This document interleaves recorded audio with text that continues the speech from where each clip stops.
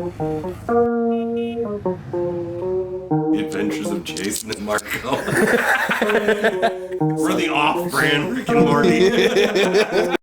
So today on J&M Garage, we're going to show you how to take off the front and rear tires of an 83 Honda Goldwing GL 1100. My name's Jason, camera guy's Marco, and we're going to get to it.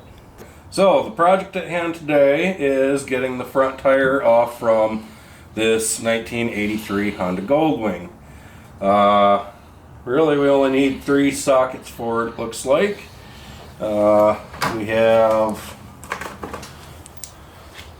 a 14 millimeter, a 12 millimeter, and a 22 millimeter. And so we're going to start with the front brakes on this. There's one on each side. Got one bolt here for the caliper and then one bolt here for the caliper. This one is a 14 and this one is a 12. So we're going to go ahead and pop these loose here a minute. We're just going to let these hang here.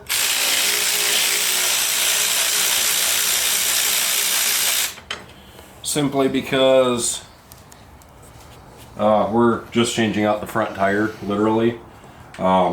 So we're not actually going to be, changing out our brakes. We did that last year. While we're doing this, we're going to inspect everything. Make sure everything looks nice and good. This still has grease on it. Probably could use some more, so we'll go back and we'll re-grease that when we're done. Put that in my tool tray right there. We're going to grab our 12 millimeter socket here. Break this loose.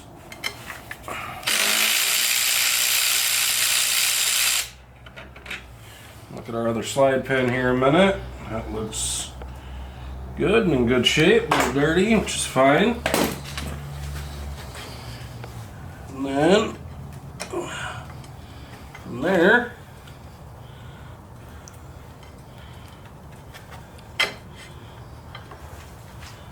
our caliper's loose. Looks like we need to take out this other one too here.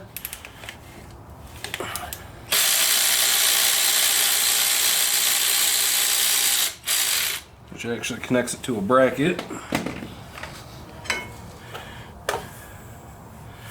We're going to be very careful not to actually damage anything.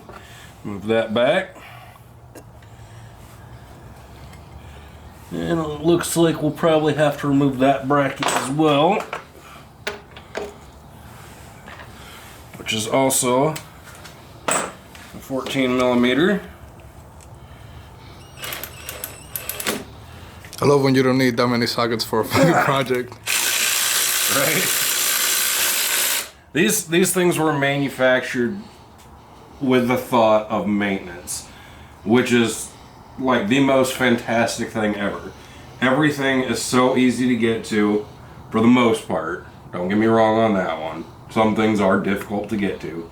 Changing out the rear tire is going to be a little bit of a pain in the butt, but it's just removing a bunch of stuff. It's still very easy to do. It's just, you got to just remove a bunch of stuff to begin with.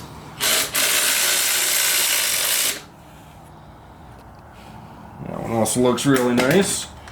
Then we can take our we're going to carefully remove our speedo cable there. And that comes out like so. Now we're just going to go ahead and stick all of our bolts right back where they came from. Smart man. So we do not lose any of them. So that one will go in there. And that one will go in there. And Marco is wearing Crocs. So, yeah. Is that OSHA approved, sir? Hey, OSHA don't gotta know. Oh, by the way, as a disclaimer, we are not professionals at this by any means necessary. Certified YouTube mechanics. We're certified idiots. Alright, so our brake caliper's off. This, if I remember correctly, our speedo cable actually is just a collar that sits in there. Okay. And it is.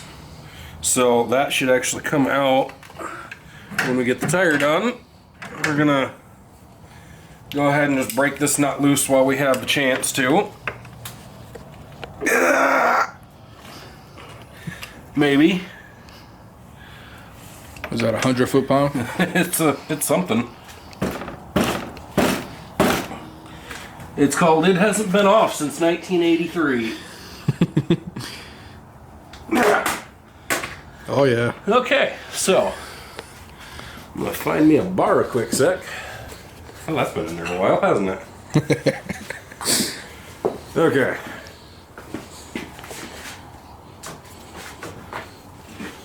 Other end.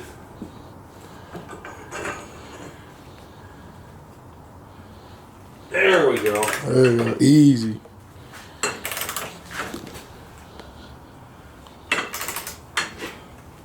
Now, whether that's actually coming out or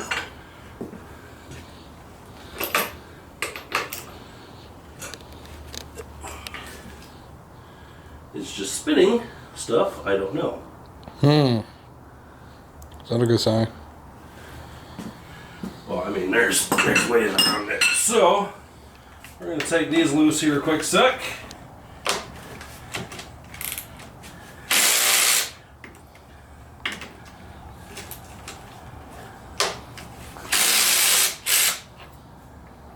Which is actually the whole end cap for the bottom, which I should have done first.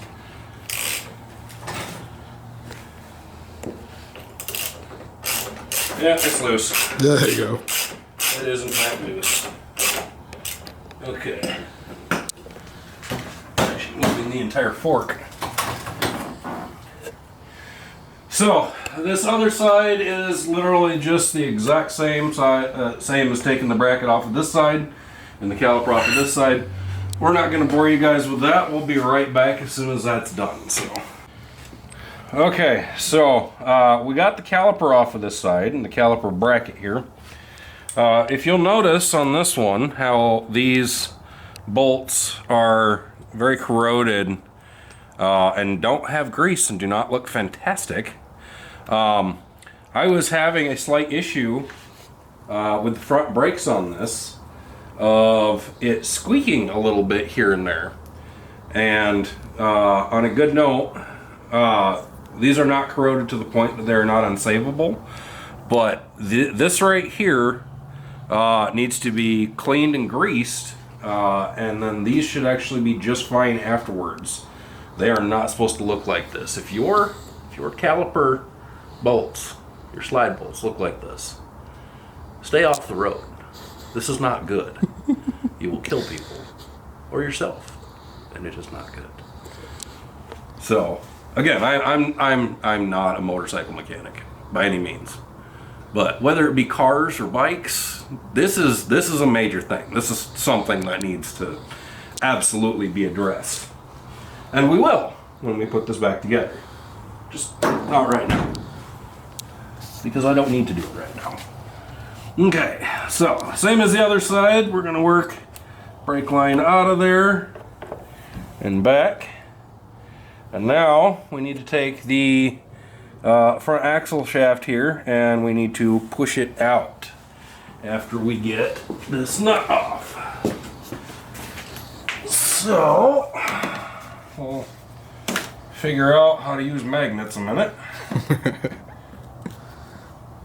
which is not going well. And now I actually need to jack up the front of the bike.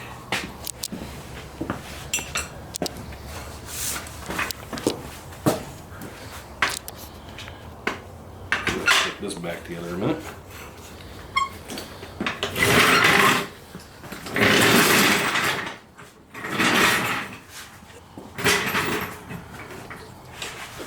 Now the oil pans on these, you can jack them up a little bit, like so.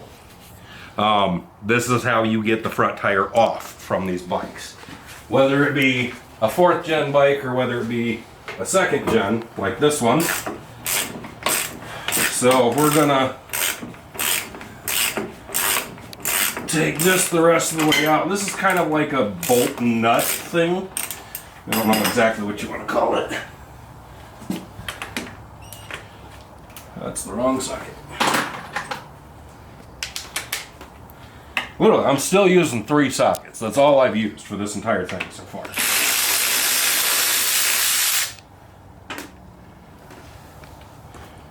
So there's one nut.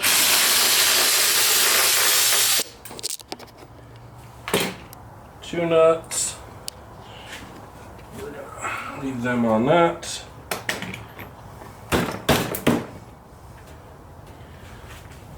I'll wash it over here because I'm not entirely certain what that one went to, but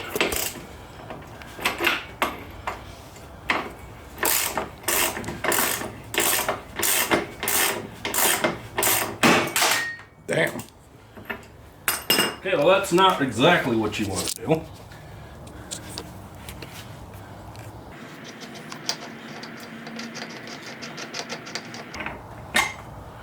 Okay, so there's that. We'll clean that back up when we go and put this part back in here. And we're gonna take the nuts off of this side, which are gonna be the exact same as they are on the other side.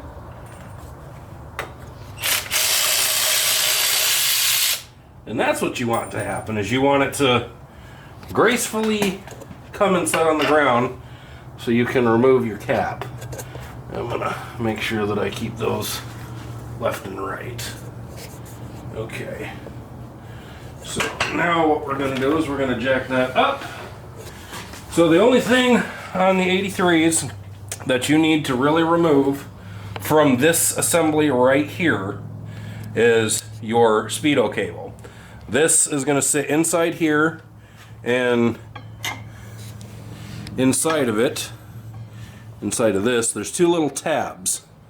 These 2 little tabs drive these gears right here. Fit focus. Come on. You can do it. There you go. Drive these 2 little tabs right here, and they turn this, which then in turn turns this cable, then running up to your speedometer, which tells it how fast you're going. So now we're going to very gently remove this out of here. Pull our front axle shaft out. Stick that tire by that one. And then we are going to very carefully reassemble this back into there.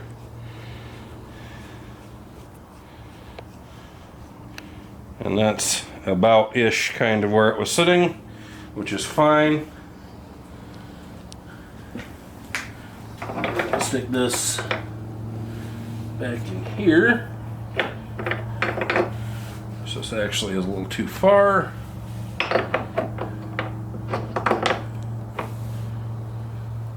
So this has a little collar right here. This collar needs to sit up against the inside of that, so it will only go over so far. And then this gets rotated in until it sits up against that. Now what we can do is we're going to take our caps and we're going to do a regular washer, a locking washer, and the nut.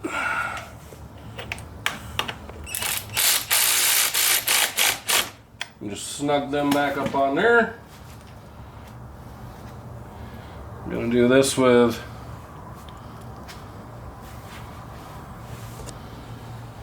all of these, and these appear to be unidirectional, so it doesn't actually matter which way you put it on there. However, if you do want to mark them just to make sure, then, you know, it's never going to be a bad idea. Nut washer and lock washer.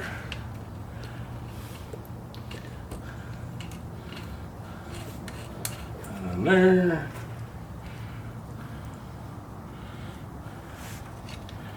And that one on there.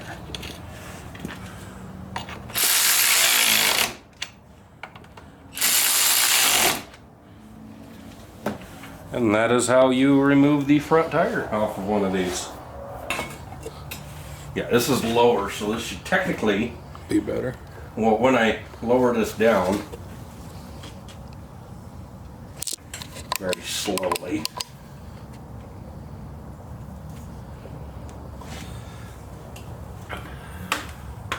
because of the center stand. Oh yeah, it's raising the back tire up even more. Good shit. Perfect.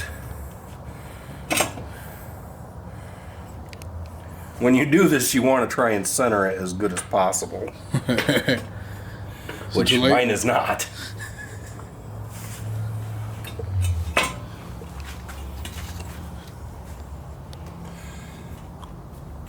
That's better. Yeah, I like that. And then we shouldn't really need this anymore. Believe it or not, I still did not outdo my dad with this bike. My dad's is a 1600. This is a 1500. I have still failed at outdoing my bike in CC size. You're getting closer though. Yeah, I'm getting closer. I'm getting there. Now I just got to get the 1800, so I got to get the 5th gen now. Okay, so now we're going to do some home renovations and cleaning. No, we need to take off the rear tire of this bike too. This is a 1983 Honda Goldwing. I don't know if this is going to be in the same video or not. Everything basically back here needs to come off, which really sucks. And so to clean this out, simply what we are going to do is we are going to take everything from this bike and we're just going to put it in that bike because things. The rear box on these, which has been a minute since I've done. There's actually the brake pads that need to go on this bike. Are they good stuff? Oh yeah, they're fine. There are bolts in here somewhere.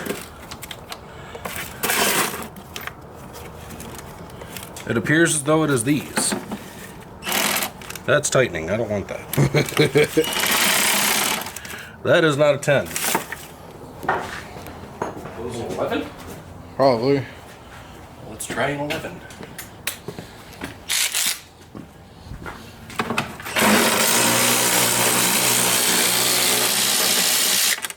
Yes, they are an 11. Those are in horrifying shape. I may need to get longer ones of them. So we're just going to leave them in there. Don't worry about them later. Oh, apparently I didn't have a bolt on that side. Less work. Yeah, seems right. That definitely means that I had to have worked on this at some point in the past. Where is that bolt at? That is not a bolt. Oh, I remember now. Oh, that's right. Okay. Yep, so somewhere in here should be a little tab. Okay, so this doesn't actually unbolt from there. This has little hooks on the bottom. Wow. Right here. And I've had to re-weld these and move these because my wife did not fit very well. And it appears as though this side is gone, so unless Marco's seen it, nope. I'm gonna have to build a new one of them. Awesome. More fabrication. So that's gonna go there. Grab that. So that's a good portion of what we need off. Next thing we're gonna do is we are going to take these boxes off. That way we can get these out. Now, something to note too, I've had to redo the wiring in these, so I'm actually going to have to snip the wires down in here that actually go to it, which come in somewhere. I'll come in right here. And this one comes in on that side. And so when I go to put them back on, they'll get heat shrunk with proper stuff, so that way they actually, are weather sealed and whatnot. But yeah, we'll get these out of here real quick. They're just 10 millimeters, and I know these are 10s because I've actually replaced these ones. I don't think I actually replaced the other ones.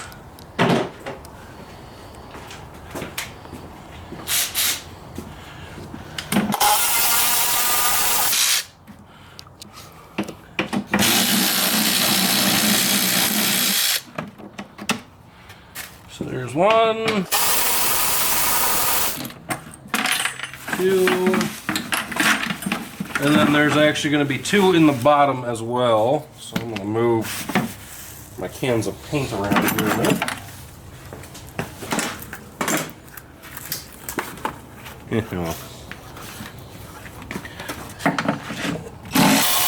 Yep, that's right. There's a nut on the bottom of this.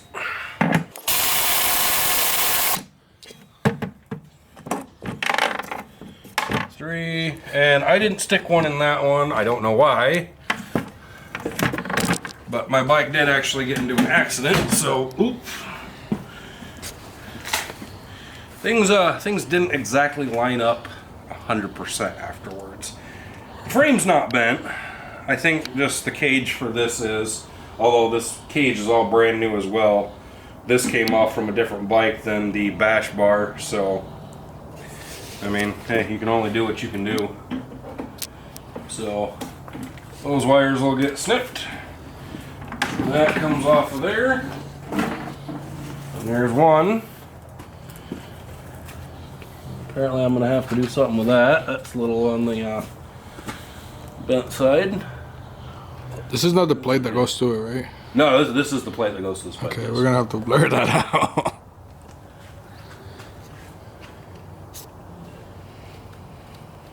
Oh, dude, I'm gonna have to remove the exhaust too. No way. Yeah. Well, technically, in order to get this out, these shocks have to come out, and then we have to lift the rear tire. Okay. So it's fine. But like I said, like this entire thing gets disassembled. So, it's just The process. what happens. So I have these 3-foot red LED whip lights on my bike. They are fantastic. They're about $60 for a pair of them on Amazon. I have also gone and I took some 1000 grit sandpaper and went over them, which actually fogs them a little bit. I don't know if you can tell that on camera or not, but it fogs them a little bit. We'll throw a And picture. so if you look at that one, turn this on a minute.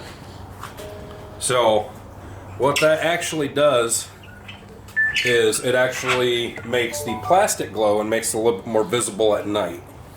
So especially, when they're going through the wind and moving around like that, it's hard to miss. And I put these on after the accident. So, and the nice thing about them as well is they simply just unscrew. So when you need to store your bike underneath of a cover, you simply unscrew them. Take them off, set them in the very convenient holding case that came with the bike right there, and then put your cover on, and there you go, you've stored them. But we're not storing them right now, not on the bike anyways. Also, everything on this bike has been converted to LED. So these are LED, these are LED, these are all LED, the whip lights are LED, all the lights on the front are LED. So I wanted to make sure. These were not known for having the greatest stators, which is an alternator if you're not a bike guy. The stators on these, they were not the greatest. So in order to help the bike stay good for as long as possible with original parts, I converted all these lights over to LEDs with something similar to what was there to begin with. So every one of these has been replaced with something similar to what was already there, making it so that it doesn't put as much load on the stator. This stator should be good for quite a long time now, without any worries at all.